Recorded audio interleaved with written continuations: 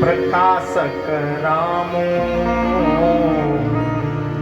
मायाधीश ज्ञान गुण ज्ञानो। जगत प्रकाश है, ऐसे प्रकाश करने वाले प्रकाशक तो राम जी हैं। एक प्रकाशक परमात्मा है। देवी जैसे जो सिर जो सपने सिर काटे कोई,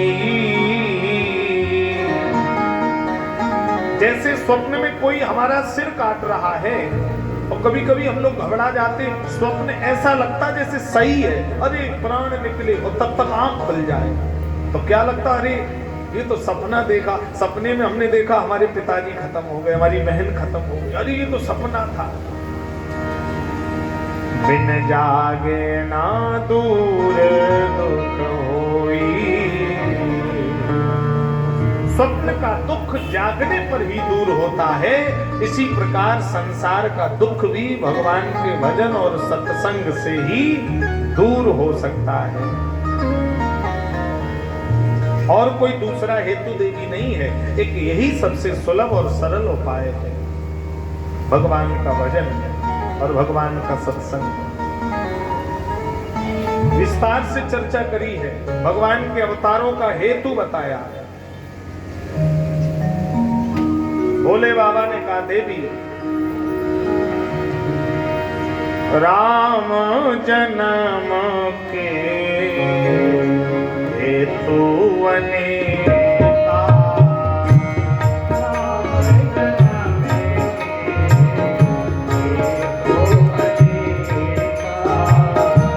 परम विचित्र एक देखा,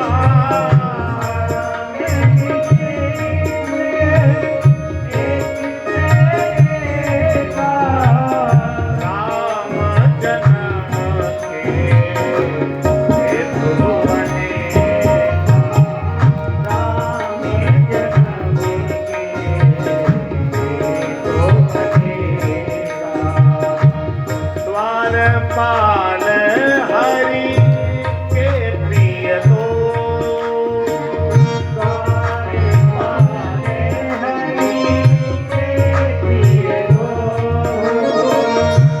जय और विजय नाम दो,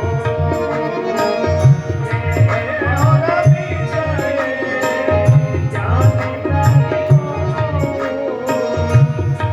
कुछ न भये मते भगवान, तीन जन्म तुझे भजन प्रभात, एक बार बिन के हित लागी, एक बार बिन के हित लागी, अरे ओ शरीर भगत अनुरागी, हरे ओ शरीर भगत अनुरागी,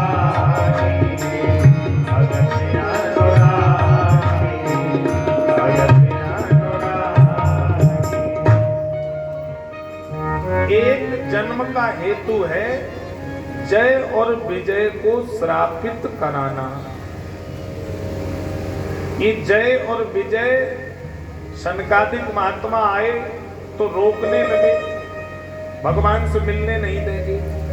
और जब परमात्मा से महात्मा को न मिलने दे, वो कौन है? राक्षस। महात्मा से परमात्मा को मिलने में बाधा डालता है राक्षस। सनकादिक महात्मा कुपित हो गए, तू राक्षस की तरह मेरा दरवाजा रोके है, जा, मैं श्राप देता हूं, तू राक्षस हो जा। दोनों द्वारपाल चरणों में गिर पड़े। तब यही हिरण्याक्ष हिरण्याकश्यपु बनकर के जन्मे और भगवान ने सूकरा अवतार और नरसिंह अवतार से दोनों का कल्याण किया है। इसके बाद बताया एक जन्म का हेतु देवी नारद श्राप तीन एक बारा।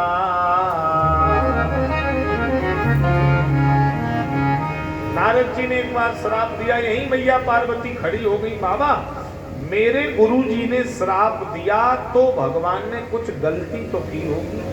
देखिए गुरु भक्ति पार्वती जी के अंदर, देखिए अपने गुरु जी की गलती नहीं मान रही है, ये कह रही कि मेरे गुरु ने अगर श्राप दिया तो भगवान ने कुछ गलती जरूर की होगी। प्रभु कारण कवन श्राप मुनि दीना, का अपराध रमापति कीना। क्या अपराध रमापति ने किया? भोले बाबा हंसने लगे। आहा, और गुरुदेव के प्रति जब तक सच्ची निष्ठा और अगाध श्रद्धा नहीं होगी तब तक ज्ञान की किरणें आपके अंदर प्रविष्ट नहीं होगी, स्फुटित होने लगेगी। गुरुदेव की कृपा आपके रग रग अंग अंग से फूटने लगेगी, आपको नहीं पता लगेगा आपके गुरुजी आपसे क्या करवाने लग जाएंगे। गुरु कृपा है। भोले बाबा ने कहा देवी एक बार की घटना है, हेम गिरि गृहाए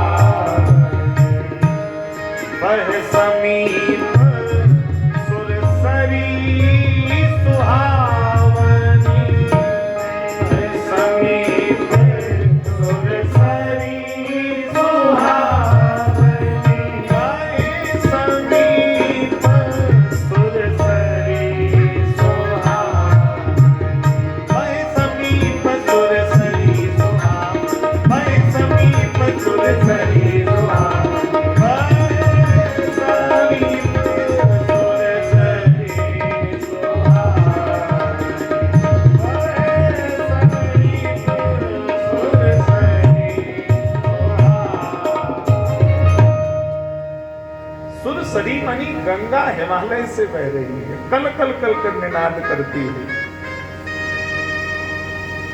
और नारद जी निकल रहे थे तो नारद जी का मन लग गया, वहीं नारद जी की समाधि लग गई। कभी कभी स्थान का भी प्रभाव होता है, किसी किसी स्थान पर जाओ तो एकदम मन शांत हो जाता है, ये लगता है कि यहाँ शांति कितनी है यहाँ, और कहीं कहीं जाओ तो बड़ी बेचैनी होती है, लगता है यहाँ से कितनी जल्दी घर जाएं, बड़ी असुविधा सी महसूस होती। स्थान का भी अपना प्रभाव है। नारद जी की समाधि लग गई। सुमिरत हरि श्राप गति पाधी,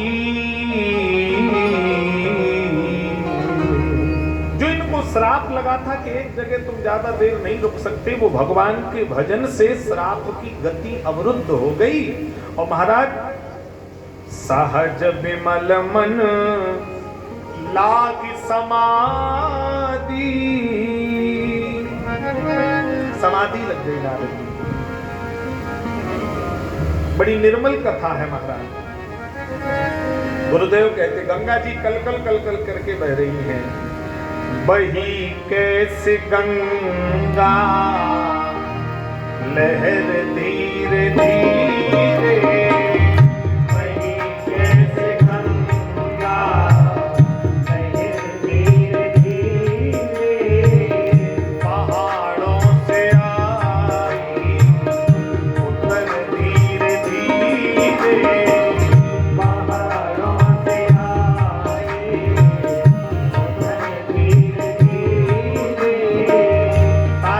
सेवा देते हुए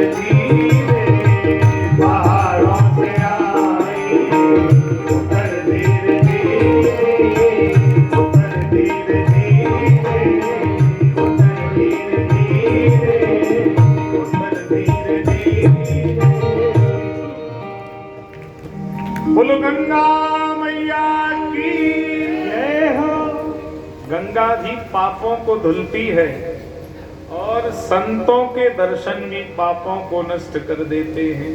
हाँ, महाराज जी का बड़ा स्नेह रहता है, अक्सर मेरी कथा आसपास कहीं पता लग जाए, ऐसा बढ़िया भाव से नृत्य करते हैं।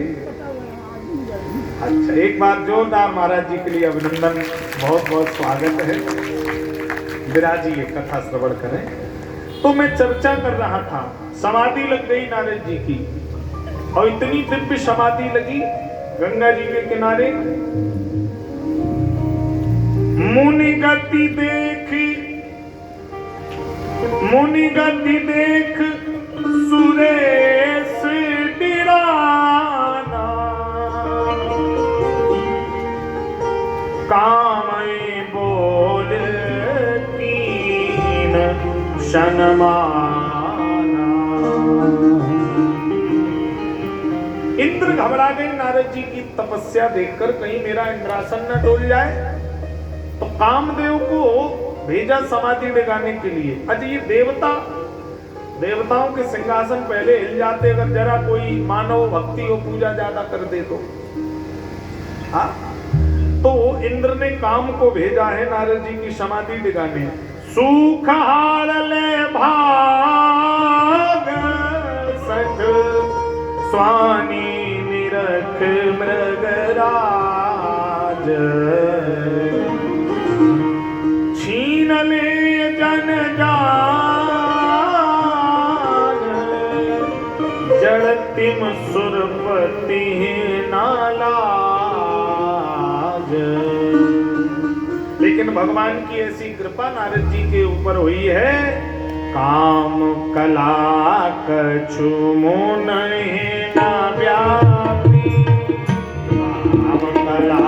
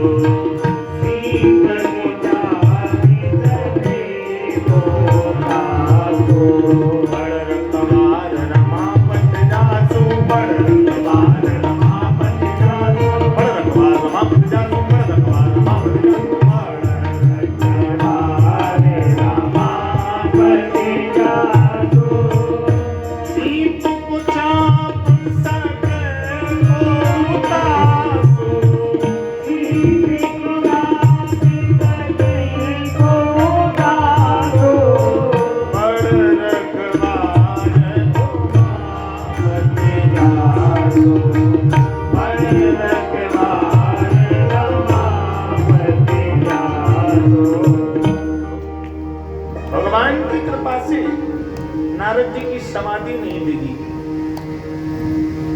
नारद जी को पता लगा जब समाधि खुली, कामदेव चरणों में पड़ा रहा, अप्सराएं नाचती नहीं और तुम्हारे ऊपर कोई असर नहीं हुआ। हा, ध्यान से सुनना, काम को तो नारद जी ने जीत लिया, लेकिन अभिमान को नहीं जीत पाए। अभिमान हो गया कि मैंने काम को जीत लिया।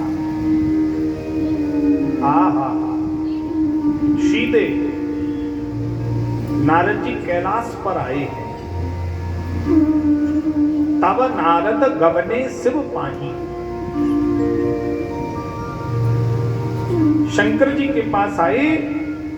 जिता काम अहिमित मन माही, अभिमान लेकर के आए बाबा के पास, मैंने काम को जीता।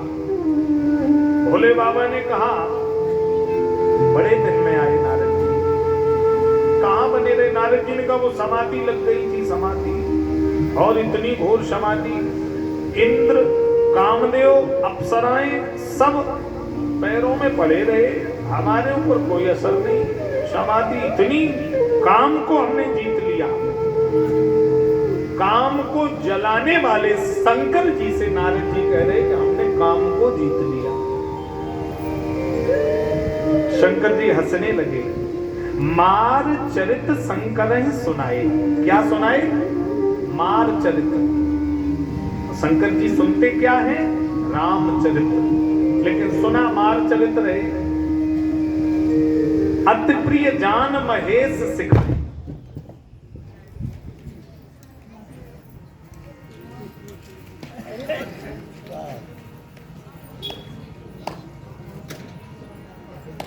श्रीमन नारायण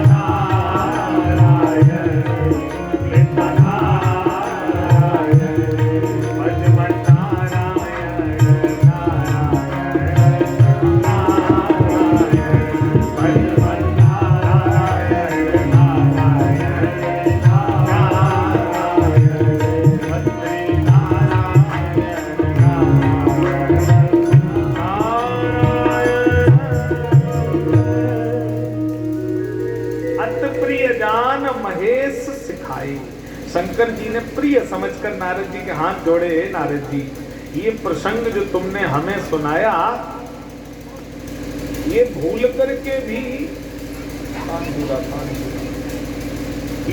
करके भी किसी और को मत सुनाना।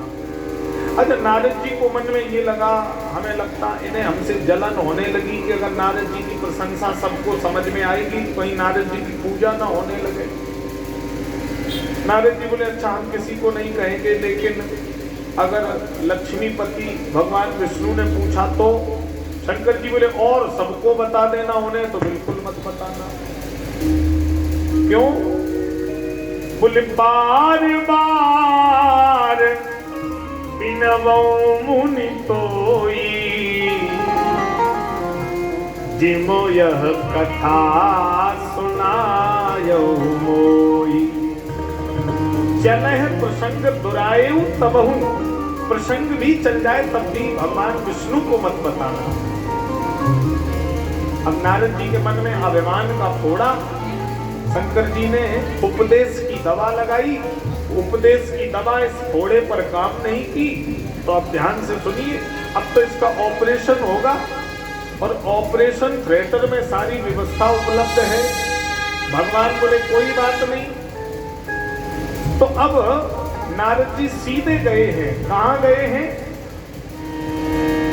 एक बार कर बल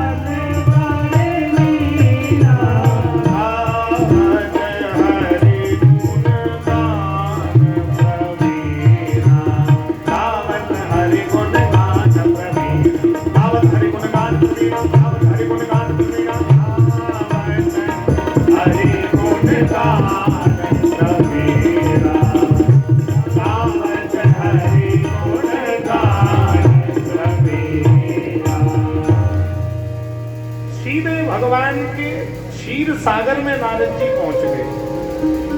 क्षीर सिंधु कवने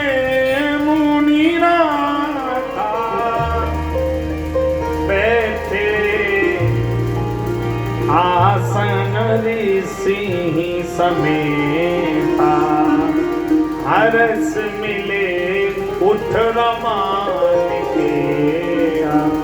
जैसे ही नारद जी आए भगवान उठ के खड़े हो गए और